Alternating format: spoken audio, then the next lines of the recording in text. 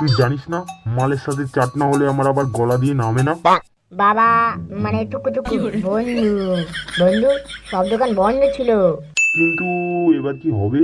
আমার তো চাট না হলে গলা দিয়ে মাল নামবে না। তাড়াতাড়ি তুই কিছু একটা কর বন্ধু। দাঁড়া দেখছি কি করতে পারি। মাথা চিড়া চুললে ওই তো বাদামালা, যাই বাদাম নিয়ে আসি, আজ বাদাম দিয়েই মাল খাবো।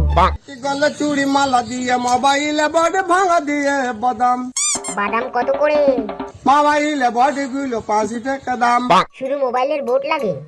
পায়ে তুড়া হাতের বালা থাকে যদি সিটি গলে চেন দিয়ে যাবেন তাতে সমান সমান তোমরা বাদাম পাবেন।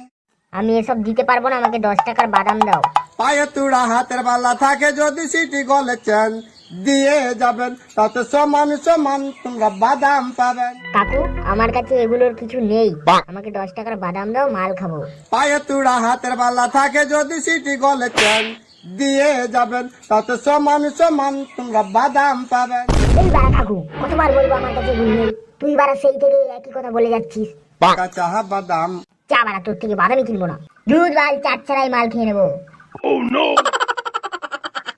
বাবা মানে বন্ধু, কোথাও মালের চাট পাইনি, সারা জায়গা খুঁজেছি, আজ মনে হয় চাট ছাড়াই মাল খেতে হবে।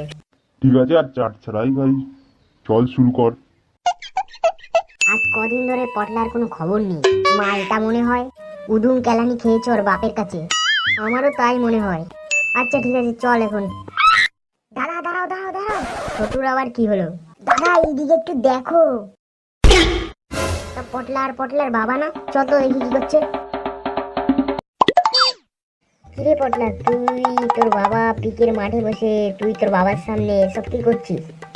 বাল তোরা, বাড়িতে গেলে আমি বাপের কাছে মার খাবো তাই ভেবেছিলি তোরা, কিন্তু চাদু আমি হলাম প্রো প্লেয়ার। প্রো প্লেয়াররা কখনো মার খায় না, মার দেয়। তারপরে শালা বাপকে নিয়ে বসে পড়লাম মাল খেতে। হ্যাঁ কেমন? এবার বল না কিভাবে এসব করলি?